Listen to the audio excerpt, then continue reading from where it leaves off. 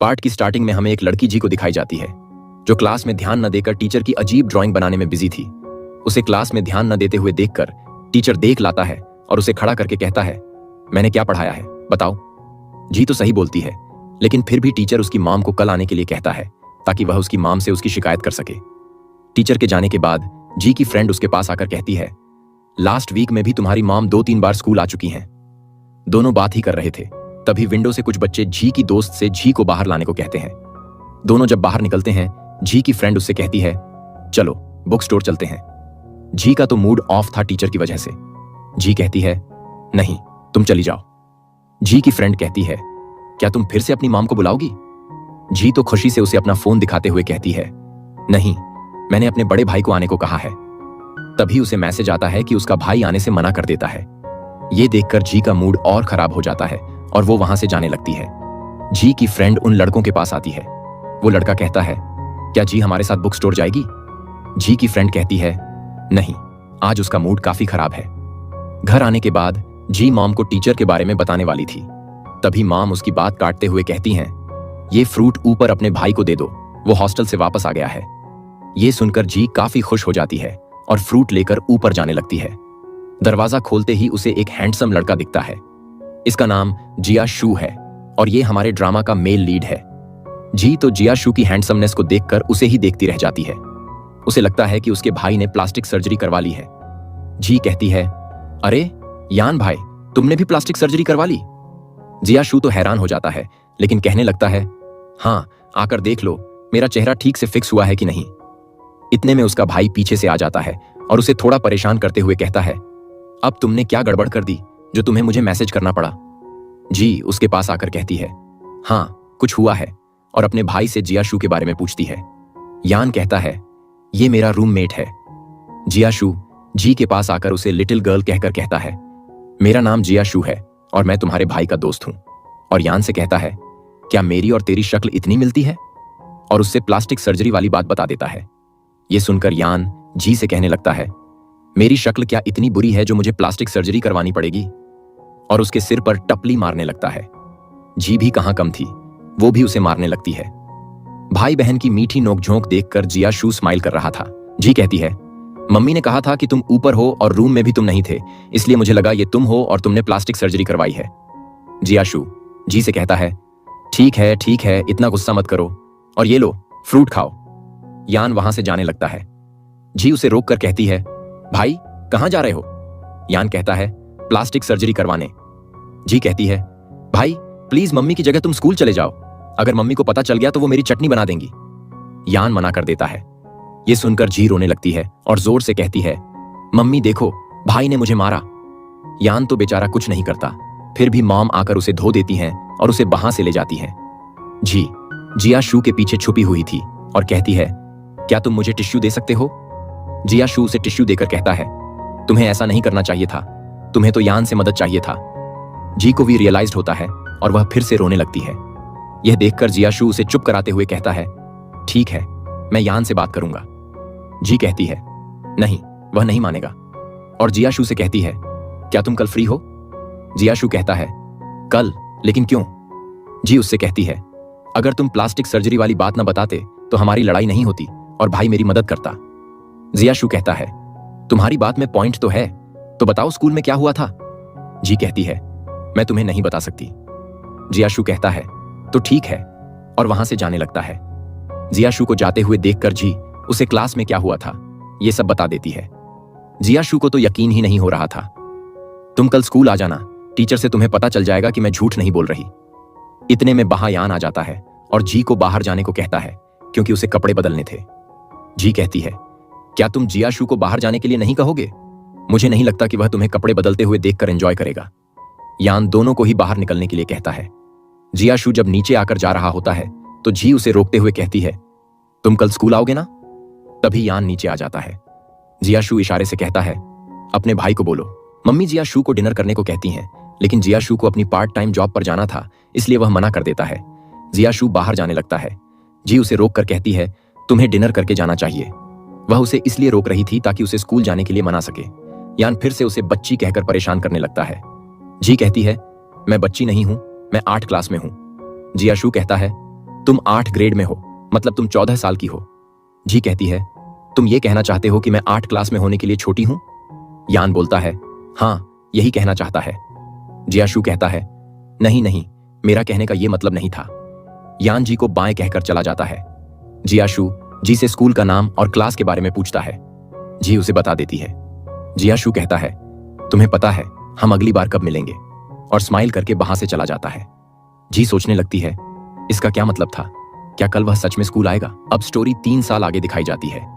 जी जब ब्रेकफास्ट के लिए नीचे आती है तो वहां हम यान को देखते हैं, जो बहुत दिनों बाद घर आया था।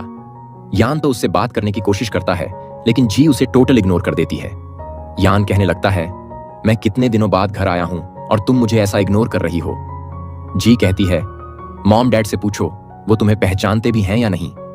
यान कहता है, मैं तो इतने दिनों बाद आया हूं और तुमने तो ढंग से मेरा वेलकम भी नहीं किया। जी नाच नाच कर उसका वेलकम करती है।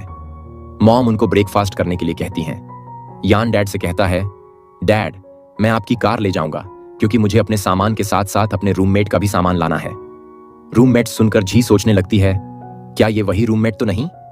जी कहती है, मैं भी रूम शिफ्टिंग कराने में तुम्हारी मदद करूंगी। यान उसे मना कर देता है। जी मम्मी पापा से कहती है, मेरा प्यारा भाई बहुत दिनों बाद आया है, इसलिए मैं उसकी मदद करना चाहती हूं। मम्मी पापा यान से जी को साथ ले जाने के लिए कहते हैं। यान भी मान जाता है। जी काफी खुश होकर कहती है, मैं स्कूल की बात तुम्हें कॉल करूंगी। स्कूल के बाद जी यान को कॉल करती है। यान कहता है, मैं इस वाले ब्लॉक में हूं।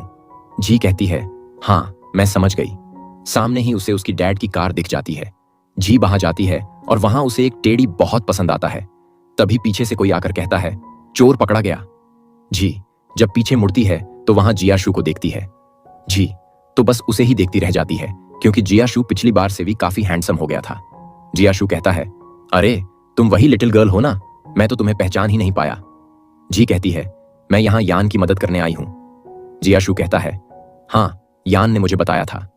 जी के हाथ में टॉय देखकर जियाशु कहता है, अगर तुम्हें यह पसंद है तो तुम इसे रख सकती हो। जी कहती है, नहीं नहीं, अब तो मैं बड़ी हो चुकी हूं, अब मैं टेडीज के साथ नहीं खेलती। जियाशु कहता है, तो ठीक है, मैं इसे फेंक देता हूं। जी तुरंत टेडी लेकर कहती है, नहीं, कभी कभी मैं टेडीज के साथ खेल लेती हूं। जियाशु उसे अपने साथ आने को कहता है। दोनों जब जा रहे थे तो जी पूछती है, क्या ये टेडी तुम्हें किसी ने दिया था? जियाशु कहता है, काफी समय हो गया है, मुझे याद नहीं। इसके बाद दोनों रूम में चले आते हैं। यान को गेम खेलते हुए देखकर जी उसे डांटने लगती है। यान उसे चॉकलेट देकर उसका मुंह बंद कर देता है। इतने में अदर्स रूममेट्स बाहर आने लगते हैं। एक रूममेट जी से हेलो कहने के लिए उसके पास जा रहा था। यान उसे रोककर कहता है, कोई जी के पास मत जाना, वो डर जाएगी।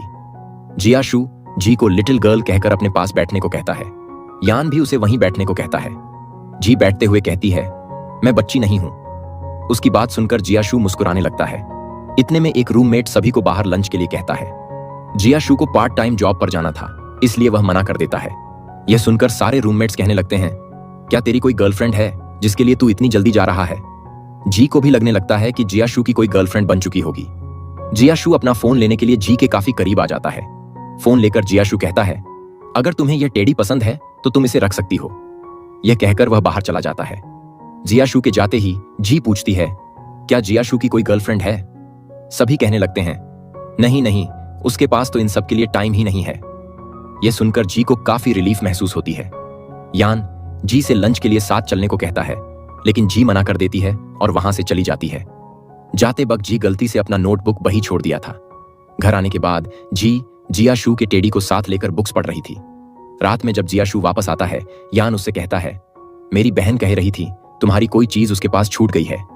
जियाशु पूछता है, मेरी कौन सी चीज छूट गई? यान जी को कॉल मिलाकर जियाशु को दे देता है। जी को पता नहीं होता कि यान की जगह जियाशु कॉल पर है।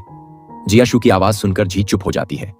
जियाशु कहता है, लिटिल गर्ल, मेरा कौन सा सामान छूट गया है? जी कहती है, तुम्हारा नहीं, मेरी एक नोटबुक वहीं छूट गई है। जियाशु कहता है, ठीक है, मैं यान से कहकर तुम्हारी नोटबुक भेज दूंगा। जी कहती है, वो मेरी असाइनमेंट वाली नोटबुक थी और कल मुझे उसे सबमिट करना था, मैंने अभी तक उसे पूरा नहीं किया है। जियाशु कहता है, तुम क्या चाहती हो, मैं तुम्हारा होमवर्क कर दूं? जी कहती है, नहीं नहीं, मेरे कहने का यह मतलब नहीं था। जियाशु कहता है, तुम्हें यान को बोलना चाहिए था इसे लिखने के लिए। जी कहती है, अगर मैं उसे बोलूंगी तो वो मेरी चटनी बना देगा। इन बातों के बाद जियाशु जी से उसके स्कूल के टाइमिंग पूछता है। जी उसे बता देती है। जियाशु कहता है, कल तुम 4 बजे बस स्टॉप पर आ जाना, मैं तुम्हें ऐसे लिखने में मदद कर दूंगा। यह सुनकर जी काफी खुश हो जाती है और 5 बजे से 6 बजे तक बहुत सारे अलार्म लगा देती है। अगले दिन वह 6 बजे ही बस स्टॉप पहुंच जाती है। जियाशु अब तक वहां नहीं आया था। जी सोचने लगती है, क्या वह आएगा भी या नहीं। सीन पास्ट में शिफ्ट होता है। जी की क्लास के बाद सर जी से कहते हैं, मैं तुम्हारे पेरेंट्स का ऑफिस में इंतजार कर रहा हूं। जी काफी टेंशन में दिख रही। क्लास खत्म होने के बाद जी जियाशु का काफी देर तक इंतजार करती है, लेकिन जियाशु अब तक नहीं आया था। बाहर निकलकर जी गुस्से में कहती है, मुझे पता था वो नहीं आएगा, वो मुझसे झूठ बोल रहा था। और जाते हुए गिर पड़ती है। तभी उसे सामने कोई दिखाई देता है। जी जब ऊपर देखती है तो जियाशु था। उसे देखकर जी की मानो सारी टेंशन जैसे गायब हो गई थी। जियाशु जी को उठाकर कहता है, तुम ठीक तो हो, कहीं चोट तो नहीं लगी। जियाशु नोटिस करता है कि जी का मूड ऑफ है। जियाशु पूछता है, क्या हुआ। जी कहती है, इतनी देर से कोई नहीं आता, स्कूल बंद होने वाला है। जियाशु कहता है, सॉरी मुझे पता नहीं था। तुम्हारी क्लास कब खत्म होती है। अगर टीचर ने कुछ कहा तो मैं संभाल लूंगा। जी उससे नकली गुस्सा दिखाकर चली जाती है। यह देखकर जियाशु स्माइल करता है। जाते हुए जी कहती है, अगर टीचर ने कुछ कहा तो सिर्फ हाँ में सिर हिलाना और कुछ मत कहना, मैं इन चीजों में काफी एक्सपर्ट हूं। दोनों बात करते करते टीचर्स ऑफिस के सामने पहुंच जाते हैं। जियाशु कहता है, मैं ये कर सकता हूं, और दोनों टीचर्स रूम के अंदर चले जाते हैं। जी टीचर से कहती है, सर देखिए मेरा भाई आ गया है। जियाशु अपने नाम की जगह यान का नाम बताता है। टीचर कहता है, ये तुम्हारा भाई है। जी कहती है, हाँ देखिए कितना हैंडसम है। टीचर कहते हैं, तुम्हारे पेरेंट्स नहीं आए। जियाशु कहता है, उन्हें कुछ जरूरी काम आ गया था इसलिए मुझे आना पड़ा। टीचर जियाशु को लेकर अपने टेबल के पास चले जाते हैं। तभी वो लड़का जी के पास आकर कहता है, तुम्हारा भाई तो काफी लंबा है, लेकिन तुम इतनी नाटी कैसे हो। जी तो इस पर ही गुस्सा हो जाती है। टीचर कहते हैं, जी काफी अच्छी स्टूडेंट है, लेकिन इन दिनों जी क्लास में ध्यान नहीं देती और क्लास में ड्राइंग करती रहती है। टीचर जियाशु से जी की काफी शिकायत करते हैं। टीचर की बात सुनकर जियाशु जी को बाहर बुलाता है और टीचर के सामने ही उसे झूठ मूठ का डांटने लगता है। टीचर कहते हैं, ऐसे इतना भी मत डांटो। जियाशु कहने लगता है, देखो सर कितने अच्छे हैं। सर आपकी वजह से ही तो जी इतनी अच्छी स्टूडेंट है, क्योंकि आप उसे पढ़ाते हैं। आपका तो कोई जवाब ही नहीं। ये सुनकर टीचर खुश हो जाते हैं। जी चुपके से हंस रही होती है। जियाशु जी से कहता है, चलो टीचर से सॉरी कहो। जी टीचर को सॉरी ना कहकर गुड बाय कहती है। जियाशु के फिर से कहने पर जी इस बार सॉरी कह देती है। सीन प्रेजेंट में शिफ्ट होता है। जी सोचती है, क्या आज भी जियाशु आएगा। तभी उसे जियाशु का कॉल आता है। जियाशु कहता है, क्या तुम उठ गई। जी कहती है, मैं तो कब का बस स्टॉप पर आ गई। और फिर कहती है, अगर तुम ज्यादा लेट करोगे तो तुम्हें कभी भी कोई गर्लफ्रेंड नहीं मिलेगी। तभी पीछे से जियाशु जी के गाल पर मिल्क की बोतल छूकर कहता है, मैं तो मजाक कर रहा था, मैं तुम्हारे लिए मिल्क लेने गया था। और कहता है, अगर मुझे कोई गर्लफ्रेंड नहीं मिली तो क्या होगा। इसके बाद जियाशु जी को लेकर एक स्ट्रीट कैफे में आ जाता है। जियाशु जी को उसका नोटबुक दे देता है। जी नोटबुक में कुछ देखकर मन में कहती है, मुझे नहीं लगता इसने ऐसे पढ़ा होगा। जियाशु पूछता है, तुमने ब्रेकफास्ट किया। जी हाँ में सिर हिलाती है। यह सुनकर जियाशु अपने लिए ब्रेकफास्ट लेने चला जाता है। जी उसे ही देख रही थी। जियाशु अपने ब्रेकफास्ट के साथ साथ जी के लिए एक कपकेक भी ले आया था। यह देखकर जी खुश हो जाती है। जियाशु कहता है, तुम्हें पहले मिल्क पी लेना चाहिए। जब जियाशु मिल्क खोलने के लिए बॉटल लेने जा रहा था, जी जल्दी से मिल्क उठा लेती है और अपने बैग में रख देती है। जियाशु कहता है, तुम तो ऐसा कर रही हो जैसे मैं मिल्क लेकर भाग जाऊंगा। जी बात बदलते हुए पूछती है, क्या तुम इस टाउन से हो। जियाशु मना करता है। जी फिर पूछती है, क्या तुम समर वेकेशन पर अपने टाउन जाओगे। और कुछ पूछने जा रही थी, लेकिन जियाशु उसे टोक कर कहता है, तुम्हें पहले अपना होमवर्क करना चाहिए। जी चुपचाप होमवर्क करने लगती है, लेकिन छुप छुप कर जियाशु को ही देख रही थी। इसके बाद जब जी स्कूल जा रही थी, जियाशु उसे रोककर उसके बैग में अपना लिखा हुआ ऐसे दे देता है। जी पूछती है, ये क्या है। जियाशु कहता है, मैंने तुम्हारा ऐसे पढ़ लिया था। जी कहती है, वो तो मैंने मजाक में लिखा था। हम देखते हैं। रात में जब जियाशु स्टडीज करने के बाद सोने जा रहा था, तभी उसे जी की नोटबुक दिखता है। जियाशु उसे खोलकर पढ़ने लगता है। जी ने उसमें यान के बारे में कुछ फनी बातें लिखा था। जियाशु जी को बाय कहकर वहां से चला जाता है। जी जाते हुए ऐसे को देख रही थी, तभी उसकी बेस्ट फ्रेंड आकर कहती है, ये क्या है, कोई लव लेटर तो नहीं? जी कहती है, नहीं, होमवर्क है। तभी वहां 3 लड़के आते हैं और जी के सामने मोगली डांस करने लगते हैं। ये वही छोटा लड़का था जो जी को पसंद करता था। लड़का जी से कहता है, नेक्स्ट वीक मेरा बर्थडे है तो तुम्हें आना होगा। जी उसे इग्नोर करके चली जाती है। उसकी फ्रेंड कहती है, मैं उसे मनाने की कोशिश करूंगी। यह सुनकर वह लड़का खुश हो जाता है। जी क्लास में आकर जियाशु का दिया हुआ मिल्क निकालती है। उसकी बेस्ट फ्रेंड कहती है, मुझे लगता था तुम्हें मिल्क से एलर्जी है। तभी सर आ जाते हैं और जी मिल्क को जल्दी से वापस बैग में रख लेती है। घर आने के बाद जी मिल्क को फ्रिज में रखने जा रही थी, लेकिन कुछ सोच के वह अपने कमरे में चली आती है और अपनी स्टडी टेबल के ऊपर उसे रख देती है। कुछ देर बाद उसकी मॉम कमरे में आती है। जी ड्राइंग कर रही थी। मॉम मिल्क की बोतल देख उसे उठाने जा रही थी क्योंकि जी को मिल्क से काफी ज्यादा एलर्जी था। जी जल्दी से मिल्क की बोतल उठा लेती है। मॉम कहती हैं, तुमने ये क्यों खरीदा? तुम्हें तो मिल्क से एलर्जी है। जी बहाना मार देती है कि उसे ये बोतल काफी अच्छा लगा, इसलिए वो इसे ड्राइंग करने के लिए खरीद ली। तभी वहां डैड आते हैं और कहते हैं, कल मैं और तुम्हारी मॉम दोस्त की शादी में जाएंगे, क्या तुम हमारे साथ चलोगी? जी मना कर देती है। डैड कहते हैं, ठीक है, मैं यान को घर पर रहने के लिए कह दूंगा। जी कहती है, नहीं, मुझे उसके साथ नहीं रहना, वो मुझे परेशान करेगा। डैड कहते हैं, मैं उससे बात करूंगा, वो तुम्हें परेशान नहीं करेगा। जी कहती है, वो आपकी बात नहीं मानेगा। मॉम कहती है, मैं उससे बात करूंगी। यह सुनकर जी खुश हो जाती है। सीन अगले दिन शिफ्ट होता है। यान घर आने के बाद पूरे घर में जी को ढूंढने लग जाता है, लेकिन जी का तो कोई आता पता नहीं था। यान उसे कॉल करता है। यान को रिंग की आवाज पास से ही सुनाई देता है। यान देखता है जी सोफे के नीचे सोकर बुक्स पढ़ रही थी। यान कहता है, तुम मेरा कॉल क्यों नहीं उठा रही हो? चलो बाहर लंच के लिए चलते हैं। जी मना कर देती है। तभी यान को कॉल आता है। यान फोन पर कहता है, हाँ, तू वहीं रुक, मैं तुझे पिक कर लूंगा। जी पूछती है, तुम किसके साथ लंच पर जा रहे हो? यान कहता है, तुझे क्या? और वहां से जाने लगता है। जी झूठ मूठ का मॉम को कॉल करती है, लेकिन यान तब भी नहीं रुकता। जी कहती है, ठीक है, मेरी गलती है। यान कहता है, हाँ, ये हुई ना बात, और जल्दी से चेंज करने को कहता है। कार में आने के बाद तो जी का मूड ऑफ हो गया था, क्योंकि वहां जियाशु के बदले यान का वही मोटा दोस्त था। जी का तो मोये मोये हो गया था, लेकिन जाते हुए यान जियाशु को भी पिक कर लेता है। जियाशु वहां बैठकर सो रहा था। कार में आने के बाद भी जियाशु उसी गोलू मोलू के गोद में सो जाता है। तीनों दोस्त बातें कर रहे थे। जियाशु नोटिस करता है कि जी उसे बार बार देख रही थी। जियाशु कहता है, तुमने तो मुझे हाय हेलो भी नहीं कहा। जी उसे हेलो कहती है। जियाशु कहता है, तुम इतनी ब्लश क्यों कर रही हो? कहीं तुम्हें मुझसे प्यार तो नहीं हो गया? यह सुनकर जी नर्वस हो जाती है। पीछे से वो गोल मटोल दोस्त जियाशु को खींचकर कहता है, तुम इसकी बातों का बुरा मत मानना, ये तो ऐसा ही है, ये बिल्कुल भी अच्छा लड़का नहीं है। यान भी कहता है, हाँ, ये बुरा लड़का है। जी भी कहती है, हाँ, मुझे भी ऐसा ही लगता है। यह सुनकर जियाशु अपना मुंह फुला लेता है। रेस्टोरेंट पहुंचने के बाद सभी कार से उतर जाते हैं। जी कहती है, मुझे तुम्हारे साथ रहना है, लेकिन यान उसे वहीं उतार देता है और कार पार्क करने चला जाता है। जियाशु नोटिस करता है कि जी थोड़ी परेशान दिख रही थी। वह उसके पास आकर पूछता है, क्या हुआ? जी कहती है, मुझे वॉशरूम जाना है, और वहां से जाने लगती है। जियाशु देखता है कि जी की स्कर्ट गंदी हो गई है और वह समझ जाता है उसे पीरियड्स हुए हैं। जियाशु जल्दी से जी के पीछे आ जाता है उसे कवर करने के लिए, और उसके पीछे पीछे वॉशरूम तक चला आता है। जियाशु पूछता है, तुम्हारे पास टिश्यू है? जी कहती है, नहीं। जियाशु कहता है, तुम अंदर जाओ, मैं टिश्यू लेकर आता हूं। जब जी अंदर जाती है तो मिरर में अपनी स्कर्ट को देखती है और सोचती है, क्या जियाशु ने यह देख लिया?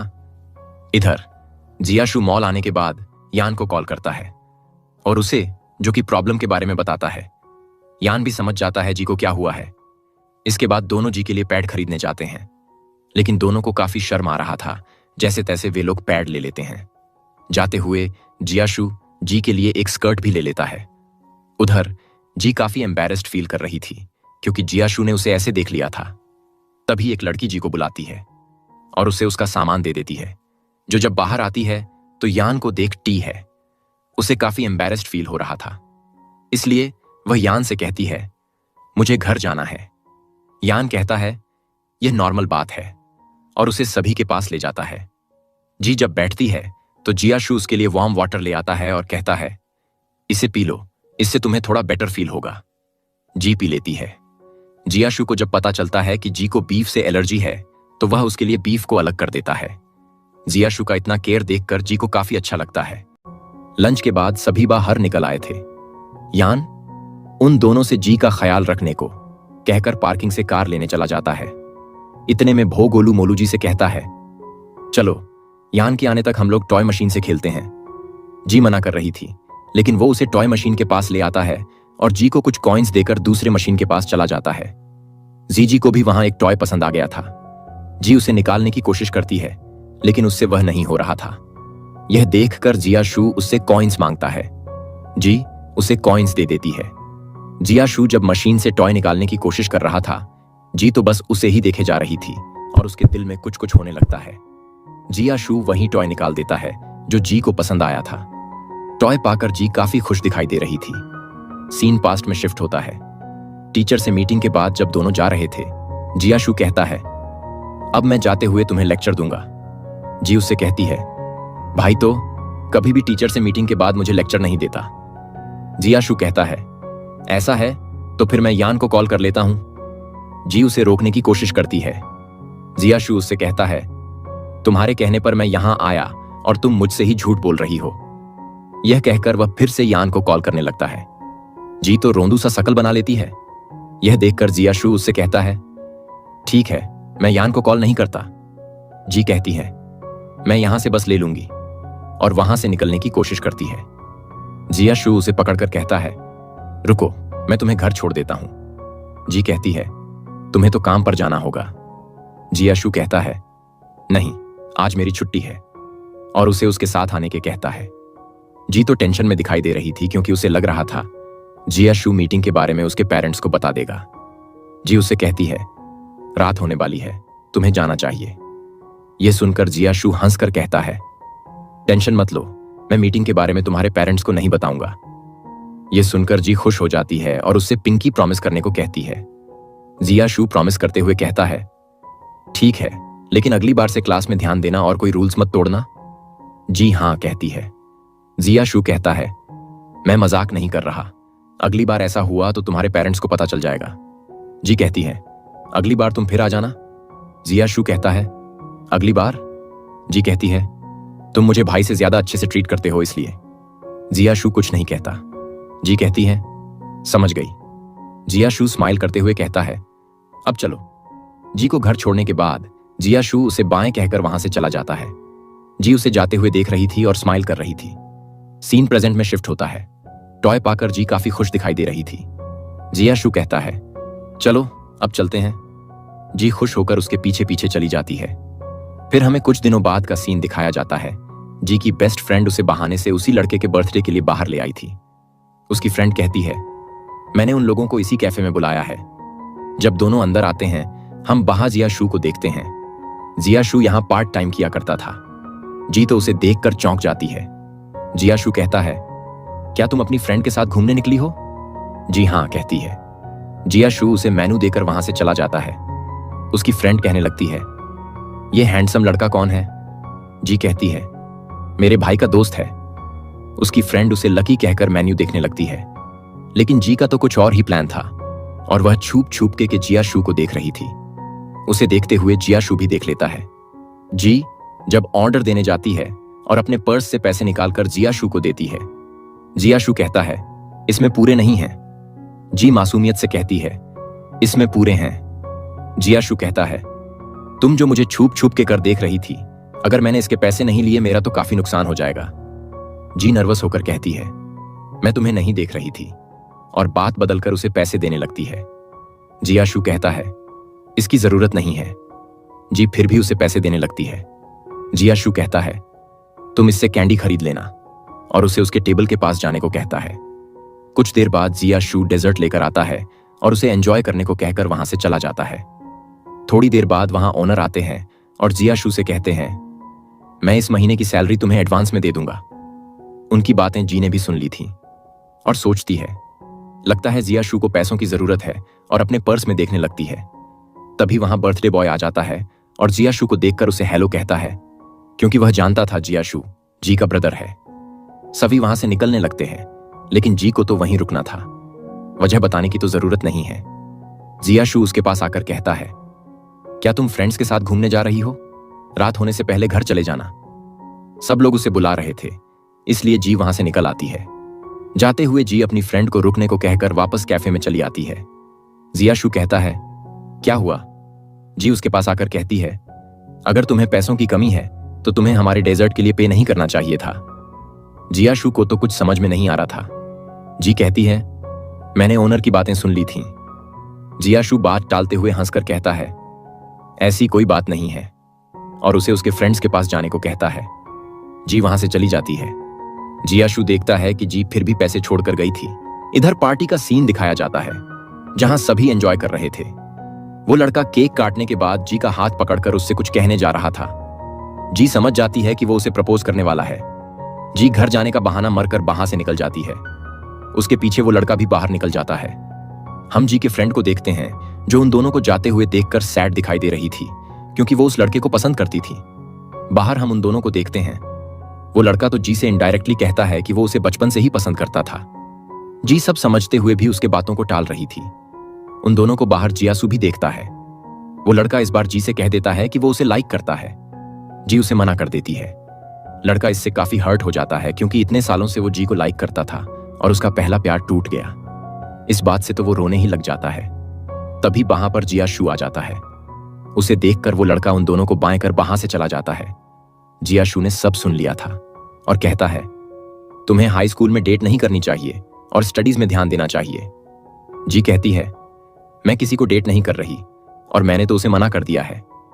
जियाशु कहता है, अगर तुम किसी को मना करती हो तो तुम्हें उसे प्यार से मना करना चाहिए। मैंने देखा, वह रो रहा था। जी इस बात से चुप हो जाती है और हाँ कहती है। कुछ बातों के बाद जियाशु उसे उसके पैसे दे देता है। जी कहती है, ये डेजर्ट के पैसे हैं। जियाशु कहता है, डेजर्ट के इतने पैसे नहीं थे। जी कहती है, लेकिन तुम्हें तो पैसों की जरूरत है। जियाशु स्माइल कर कहता है, इसकी कोई जरूरत नहीं, और मुझे अच्छा लगा कि किसी को मेरी भी परवाह है। आपको जियाशु की यह बात समझ में नहीं आ रहा होगा, लेकिन कहानी जब आगे बढ़ेगी आपको समझ में आ जाएगा कि जियाशु ऐसा क्यों कह रहा था। चलिए अब चलते हैं स्टोरी में। यह कहकर जियाशु उसे बाएं कर वहां से चला जाता है। फिर हमें अगले दिन स्कूल का सीन दिखाया जाता है। जी अपनी बेस्ट फ्रेंड से बात करने की कोशिश करती है, लेकिन वो उसे इग्नोर कर रही थी। तभी सर जी का नाम लेकर कहते हैं, तुमने किसी भी स्पोर्ट्स में नाम क्यों नहीं दिया? जी बहाने बनाने लगती है, लेकिन सर उसका नाम हाई जंप में लिख देते हैं। क्लास खत्म होने के बाद जब उसकी बेस्ट फ्रेंड जा रही थी, जी कहती है, क्या मैं भी तुम्हारे साथ जा सकती हूं? उसकी फ्रेंड मना करके चली जाती है। इससे जी को काफी बुरा लगता है। इसके बाद हमें स्पोर्ट्स फेस्टिवल का दिन दिखाया जाता है। सभी एंजॉय कर रहे थे। रेस खत्म होने के बाद सभी को हाई जंप के लिए बुलाया जाता है। जी जब जा रही थी, वो लड़का उसके पास आकर उसे गुड लक कहता है। जी भी उससे अच्छे से बात करती है, जिससे लड़का समझ जाता है कि जी उससे नाराज नहीं है, और फिर उसे बाएं कहकर चला जाता है। जब जी रजिस्टर करने जाती है, वहां हम यान को देखते हैं, जो वॉलंटियर बनकर आया था। यान जी का मजाक उड़ाते हुए कहता है, तेरी हाइट तो काफी छोटी है, तू हाई जंप कैसे करेगी? उनकी बातों से जियाशु उठ जाता है और पूछता है, क्या तुम भी हाई जंप में हिस्सा ले रही हो? जी हां कहती है। सभी स्ट्रेचिंग कर रहे थे। जियाशु जी को एक कैप देकर कहता है, काफी धूप है, तुम्हें कैप पहनना चाहिए। जब जी स्ट्रेचिंग कर रही थी, यान पीछे से उसकी फोटो क्लिक करता है। जी कहती है, अभी मत लो, जब मैं अच्छी लगूं तब खींचना। लेकिन यान फिर से उसके हाइट का मजाक उड़ाने लगता है और दोनों फिर से लड़ने लगते हैं। यह देखकर जियाशु यान से कैमरा ले लेता है और तस्वीरें क्लिक करने लगता है। अगले सीन में हमें जी को दिखाया जाता है। सभी उसके लिए चीयर कर रहे थे। जी फर्स्ट ट्राई पर पोल के पास पहुंचकर ब्रेक लगा लेती है। सेकंड ट्राई पर जी जंप तो लगाती है, लेकिन पोल से टकराकर नीचे गिर जाती है। यह देखकर सभी उसके पास आते हैं। जी को काफी चोट लग गई थी। यान जल्दी से उसे पीठ पर उठाकर वहां से जाने ही वाला था। तभी सर जियाशु को देखकर कहते हैं, अरे तुम तो जी के भाई हो ना? यान कुछ कहने जा रहा था। जी तुरंत उसका मुंह बंद करके कहती है, ये मेरे डैड हैं। जियाशु भी कहता है, हाँ ये मेरे डैड हैं। सर को तो कुछ समझ में नहीं आ रहा था। जाते हुए यान कहता है, तुम इस हैंडसम को बूढ़ा डैड कैसे बना सकती हो? और दोनों फिर से लड़ने लगते हैं। यह देखकर जिया शू जी को अपनी पीठ पर उठा लेता है और उसे मेडिकल रूम ले आता है। वहां कोई नहीं था, इसलिए जिया शू खुद ही जी को मेडिसिन लगाने लगता है। जी उसे ही देख रही थी। जिया शू उसे देखते हुए कहता है, क्या हुआ? जी कहती है, तुम मुझे कितनी अच्छी तरह ट्रीट करते हो, लेकिन यान तो मुझे हर समय बुली ही करता है। जिया शू कहता है, ऐसा नहीं है, शायद तुमने देखा नहीं था, जब तुम गिर गई थी यान काफी डर गया था। तभी यान वहां आ जाता है और कहता है, चलो मैं तुम्हें ले चलता हूं। जी उसकी पीठ पर चढ़ जाती है। एक और लड़की गिर गई थी। जिया शू उसकी मदद के लिए चला जाता है और उसे प्यार से सहारा देकर ले आ रहा था। यह देखकर जी सोचती है, जिया शू तो सभी को नाइसली ट्रीट करता है और मुझे लगा मैं स्पेशल हूं। सीन अगले दिन स्कूल में दिखाया जाता है। क्लास खत्म होने के बाद जी की दोस्त उससे शॉपिंग चलने को कहती है। जी इससे खुश हो जाती है। दोनों जब जा रहे थे तो उसकी दोस्त उससे बार बार पूछ रही थी, तुम्हारे पास पैसे तो है ना? जी कहती है, हाँ आज मैं कुछ ज्यादा पैसे लेकर आई हूं। इधर जियासू को दिखाया जाता है। गार्ड बाहर आकर उससे कहता है, अंदर तो कोई भी नहीं है। यह सुनकर जी शू टेंशन में दिखी देता है। उसकी दोस्त उसे शॉर्टकट के बहाने से एक सुनसान गली की तरफ ले आई थी और जी को उसी गली की तरफ ले जा रही थी। जी उससे कहती है, हमें इस गली में नहीं जाना चाहिए, लेकिन उसकी दोस्त तो मान नहीं रही थी और उसी पर गुस्सा होकर उसी गली में जाने लगती है। जी को अपनी दोस्त की चिंता थी, इसलिए जी उसे अकेला न छोड़कर उसके पीछे चली जाती है। इधर जीशु जी को ढूंढ रहा था और एक शॉपकीपर के पास आकर पूछता है, क्या आपने किसी ऐसी लड़की को देखा है जिसके पैर में चोट लगी है? शॉपकीपर बताता है, हाँ मैंने 2 लड़कियों को उस गली में जाते देखा है। इधर जी और उसकी दोस्त को दिखाया जाता है, जहां कुछ लड़कियां उसकी दोस्त को बुली कर रही थीं और कहती हैं, तुम पैसे लाई हो? जी की दोस्त डरते हुए कहती है, मेरे पास नहीं है, लेकिन मेरी दोस्त के पास है। यह सुनकर वे लड़कियां जी को बुली करने लगती हैं और उसका पर्स छीन लेती हैं। पर्स में ज्यादा पैसे नहीं थे, इसलिए वे लड़कियां जी का बैग चेक करने लगती हैं, लेकिन उसमें भी कुछ नहीं मिलता। वो लड़कियां जी से कहती हैं, कल ज्यादा पैसे लाना, वरना अच्छा नहीं होगा। यह कहकर वे वहां से चली जाती हैं।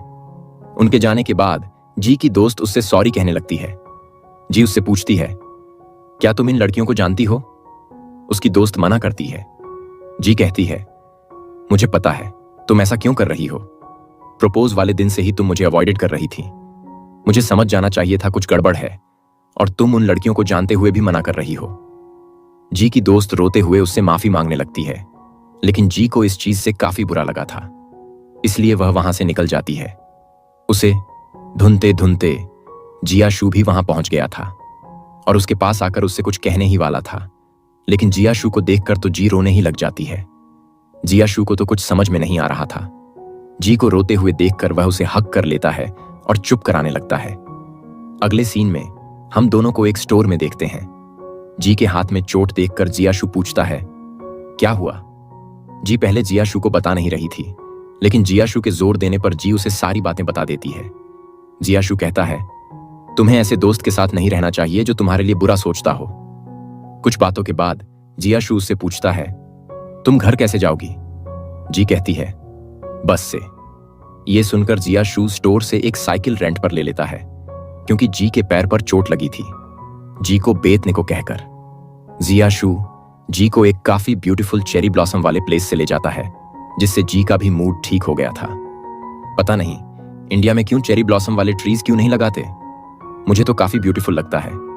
इसके बाद जियाशू जी को घर छोड़ देता है और उसे कुछ पैसे देकर पेरेंट्स को सब कुछ बताने के लिए कहकर वहां से चला जाता है। जियाशू को जाते हुए देखकर जी स्माइल कर रही थी। रूम में आने के बाद जी जियाशू के साथ बिताए मोमेंट्स को याद करती है और एक पेपर में लिखती है, लगता है मुझे उससे प्यार हो गया है। किसकी बात कर रही है, बताने की तो जरूरत नहीं है। यह लिखकर जी पेपर को स्टार बनाकर उसी बॉटल में डाल देती है जो जियाशू ने उसे दिया था। मतलब जी ने उस दिन मिल्क के बॉटल को नहीं फेंका था। सीन अगले दिन शिफ्ट होता है। जी जब स्कूल से बाहर निकलती है तो वहां यान और उसके पूरे गैंग को देखती है। जी तो वहां से निकल रही थी। यान उसे रोककर कहता है, किसकी इतनी हिम्मत हुई जो मेरी बहन को बुली किया? जी उन लोगों को कुछ बता नहीं रही थी। जियाशू जी का बैग लेकर सबको उसी गली के पास ले आता है। यान जी से पूछता है, बताओ वे लोग कैसे दिखते हैं?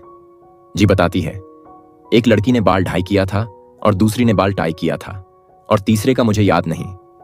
यह सुनकर यान हैरान होकर कहता है, तुमने पहले नहीं बताया कि वे लड़कियां हैं? जी कहती है, तुमने पूछा ही नहीं। गोलू मोलू कहता है, 3 लड़कियों के लिए 4 लड़कों का जाना ठीक नहीं होगा। इसलिए यान अपने एक फ्रेंड को जी के पास रुकने को कहकर जिया शू और गोलू मोलू के साथ चला जाता है। गली के थोड़ा अंदर जाते ही उन्हें वहीं तीनों लड़कियां मिल जाती हैं जो स्मोकिंग कर रही थीं। यान उन लड़कियों के पास जाकर एक लड़की से सिगरेट के पैकेट लेकर पैरों से कुचल देता है। लड़कियां कहती हैं, कौन हो तुम लोग, हमें बुली क्यों कर रहे हो? यान उनसे कहता है, तुमने जिन लड़कियों को कल बुली किया था उनमें से एक का ब्रदर हूं। लड़कियां तो मान नहीं रही होती हैं और कहती हैं, हमने किसी को बुली नहीं किया। यह सुनकर यान उन पर गुस्सा होने लगता है, जिससे लड़कियां डर जाती हैं और मान जाती हैं। वे यान को जी का पर्स भी दे देती हैं। इस बार जिया शू उन लड़कियों को प्यार से समझाते हुए कहता है, अगली बार मैंने तुम्हें जी को या किसी और लड़की को बुली करते हुए देखा तो तुम्हारे लिए अच्छा नहीं होगा। जिया शू प्यार से भी इसे ऐसे समझाता है कि लड़कियां काफी डर जाती हैं। उधर जी को दिखाया जाता है, तभी वहां सभी आ जाते हैं। जी पूछ रही थी, अंदर क्या हुआ? यान मुस्कुराते हुए जी को उसका पर्स दिखाता है। पर्स देखकर जी खुश हो जाती है और कुछ बातों के बाद सब वहां से चले जाते हैं। अगले दिन स्कूल में दिखाया जाता है, जी के फ्रेंड को ट्रांसफर कर दिया गया था क्योंकि स्कूल को पता चल गया था। वह जी को पुलिस के पास ले गई थी। उसके मोम डैड उसे वहां से ले जाते हैं। हम लोग जी के पास एक नोट देखते हैं जो उसके फ्रेंड ने दिया था। जी उसे खोलती है, जहां उसकी फ्रेंड ने उसके लिए सॉरी लिखा था। जी को भी काफी बुरा लगता है। इसके बाद हमें कुछ दिनों बाद का सीन दिखाया जाता है। जी के पेरेंट्स उसके रूम में आकर उसे उसका रिजल्ट दिखाते हैं। जी को मैथ्स को छोड़कर सभी सब्जेक्ट्स में अच्छे मार्क्स मिले थे, लेकिन जी तो इस नंबर से भी खुश थी क्योंकि उसे लगा था कि वह मैथ्स में फेल हो जाएगी। डैड कहते हैं, ऐसे तो तुम्हें मैथ्स में फेल हो जाओगी, इसलिए हमने तुम्हारे लिए एक ट्यूटर रखा है। अगले सीन में ही हमें दिखाया जाता है, वह ट्यूटर और कोई नहीं यान है। यान जी को काफी अच्छे से मैथ्स समझाने की कोशिश कर रहा था, लेकिन जी को तो कुछ आलले पाले नहीं आ रहा था और एक ही सवाल बार बार पूछने लगती है। यान भी चिढ़ जाता है और दोनों पढ़ाई से ज्यादा एक दूसरे को मारने लगते हैं। रात में दोनों एक दूसरे की गलतियों को पेरेंट्स को बता रहे थे। डैड कहते हैं, ठीक है, मैं कोई और ट्यूटर ढूंढ लूंगा। रात में जी की मम्मी उसके रूम में आकर कहती हैं, हमने तुम्हारे लिए नया ट्यूटर ढूंढ लिया है। ट्यूटर कल 10 बजे आने वाले हैं तो तुम्हें जल्दी सो जाना चाहिए। यह कहकर मम्मी वहां से चली जाती हैं। जी का तो मूड ऑफ हो गया था और वह सोचती हैं, इतनी जल्दी नया ट्यूटर कैसे मिल गया? आप कमेंट्स में गेस करिए, वह नया ट्यूटर कौन है? जी जब सुबह उठती है तो काफी लेट हो गया था, लेकिन अब तक ट्यूटर नहीं आया था। जी बाहर निकलकर चेक करती है, लेकिन बाहर भी उसे कोई नहीं मिलता। जी इससे खुश हो जाती है और नीचे चली आती है। किचन में यान को देखकर जी कहती है, यह ट्यूटर तो काफी लेटू निकला, हमें मॉम से कहकर इस ट्यूटर को निकाल देना चाहिए। जी प्लान बता ही रही थी कैसे वो ट्यूटर को बाहर निकालेगी, लेकिन वो देखती है यान तो ऊपर से आ रहा है। जी किचन की तरफ देखती है, वहां जिया शू था। यान जी से कहता है, मॉम ने तुझे बताया नहीं, जिया शू तेरा नया ट्यूटर है। यह सुनकर तो जी टोटल शॉक हो जाती है। यान कहता है, तू सो रही थी इसलिए जिया शू हमारे लिए ब्रेकफास्ट बनाने लगा। यह सुनकर जी एम्बैरेस फील कर रही थी क्योंकि उसने ट्यूटर के बारे में उल्टा सीधा कहा था। जिया शू दोनों को ब्रेकफास्ट के लिए बुलाता है। जी चुपचाप ब्रेकफास्ट करने चली आती है। ब्रेकफास्ट के बाद जी अपने रूम में चली आती है और काफी खुश दिखाई दे रही थी। बुक्स वगैरह लेकर नीचे आती है, लेकिन तब तक यान और जिया शू गेम खेलने लग गए थे। जी यान के सामने बैठकर उसे गेम खेलने नहीं दे रही थी। यान कहता है, छोटी डायन परेशान क्यों कर रही है? जी कहती है, मेरा ट्यूशन का वक्त है। यान कहता है, अभी तो हम लोगों ने ब्रेकफास्ट किया है। जिया शू भी कहता है, मैं गेम खत्म कर लूं तब तक तुम मेरा रिज्यूमे देखो और फिक्र मत करो, मैं तुम्हें अच्छे से पढ़ाऊंगा। जी रिज्यूमे देखती है और नोटिस करती है इसमें तो जिया शू की कोई पिक्चर ही नहीं है और चुपके से फोन लेकर जिया शू की तस्वीर लेने लगती है, लेकिन फोटो के बीच में बार बार यान आ रहा था। जिया शू जी को तस्वीर लेते हुए देख लेता है और पोज बनाने लगता है। यान यह देखकर पूछता है, तुम इसकी तस्वीर क्यों ले रही हो? जी बहाना बनाते हुए कहती है, मैंने अपने क्लासमेट से कहा था कि मेरा भाई भी काफी हैंडसम है, इसलिए मैं उन्हें तुम्हारी तस्वीर नहीं दिखा सकती क्योंकि तुम बंदर जैसे दिखते हो। यह कहकर जी वहां से फरार हो जाती है। यान पीछे से कहता रह जाता है, क्या कहा, मैं बंदर जैसा हूं? जी उसे चिढ़ाकर अपने रूम में चली जाती है। नीचे जियाशु यान का मजाक उड़ाने लगता है। भाई ये सीन काफी फनी था। इधर रूम में जी जियाशु की तस्वीर देखकर उसकी तरह पोज बना रही थी। कुछ देर बाद जियाशु रूम में आता है और जी के पास आकर कहता है, क्या मैं वो पिक देख सकता हूं? कहीं मैं अगली तो नहीं लग रहा, वरना तुम अपने फ्रेंड्स के सामने एम्बैरेस्ड हो जाओगी। जी बात टालते हुए कहती है, अभी तो पढ़ाई का वक्त है। जियाशु भी कुछ नहीं कहता और उसे पढ़ाने लगता है और साइंस की अलग अलग टॉपिक के बारे में समझाने लगता है। जी भी खुशी खुशी पर रही थी। सीन अगले दिन शिफ्ट होता है। जी काफी एक्साइटमेंट से ट्यूशन के लिए रेडी हो रही थी। जियाशु रूम में आते हुए कहता है, सॉरी मैं लेट हो गया। जियाशु को थका हुआ देखकर जी कहती है, क्या तुम कल सोए नहीं? जियाशु बताता है, कल वो लेट नाइट तक काम कर रहा था इसलिए सो नहीं पाया। जी उससे कहती है, तुम कुछ देर के लिए सो जाओ, तब तक मैं होमवर्क कर लूंगी। जियाशु मना कर रहा था, लेकिन जी के ज्यादा जोर देने पर जियाशु सोने चला जाता है। कुछ देर बाद जब जियाशु अपनी आंखें खोलता है तो जी को अपने सामने देखता है। जी तो नर्वस हो जाती है। जियाशु पूछता है, तुम यहां क्या कर रही हो? क्या तुम्हारा होमवर्क पूरा हो गया? जी नर्वस होकर कहती है, हाँ हो गया। जियाशु होमवर्क चेक करता है। जी ने सारे आंसर गलत किए थे। जियाशु कहता है, लगता है मैंने तुम्हें साइंस में और भी खराब कर दिया। मैं एक अच्छा ट्यूटर नहीं हूं। जी कहती है, ऐसी बात नहीं है, मैं कुछ समझ ही नहीं पाती। शॉर्टकट में कहूं तो मुझे साइंस काफी बोरिंग लगता है। जी के ट्यूशन के बाद जियाशु नीचे चला आता है और यान के साथ गेम खेलने लगता है। जियाशु कहता है, जी को साइंस काफी बोरिंग लगता है, इसलिए इस वीकेंड मैं उसे साइंस म्यूजियम ले जाऊंगा ताकि उसे साइंस में इंटरेस्ट आए। यान भी मान जाता है। अगले सीन में हमें उस दिन का सीन दिखाया जाता है जब सभी म्यूजियम आए थे। यान को कुछ काम आ गया था, इसलिए वह उन दोनों को टिकट्स देकर चला जाता है। जी अंदर चली आती है और एक स्लाइड को देख रही थी। जियाशु वहां आकर बताने लगता है, यह स्लाइड कर्व्ड क्यों है? और कहता है, क्या तुम ऐसे ट्राई करोगी? जी हाँ कहती है और स्लाइड को ट्राई करती है। ऐसे ही दोनों म्यूजियम में और भी साइंस की चीजों को एक्सप्लोर करते हैं। लास्ट में वे एक जगह पर आते हैं। जियाशु जी को पॉट को टच करने को कहता है। जी उसे हाथ लगाती है तो उसमें से फूल बनने लगते हैं। यह देखकर जी खुश हो जाती है। जियाशु पूछता है, क्या अब तुम्हें साइंस पसंद है? जी हाँ कहती है। दोनों बात कर रहे थे। जी जियाशु से उसके ड्रीम के बारे में पूछती है। जियाशु बताता है, उसे एक गेम डेवलपर बनना है। जी कहती है, मुझे पता है तुम ये कर लोगे और मैं भी अपने ड्रीम्स को पूरा करूंगी। और दोनों एक दूसरे से अपने ड्रीम्स के लिए प्रॉमिस करते हैं। नेक्स्ट सीन में हम जी को देखते हैं जो अपनी और जियाशु की वही प्रॉमिस वाला ड्राइंग बना रही थी। जियाशु को आते हुए देख जी ड्राइंग बंद कर देती है।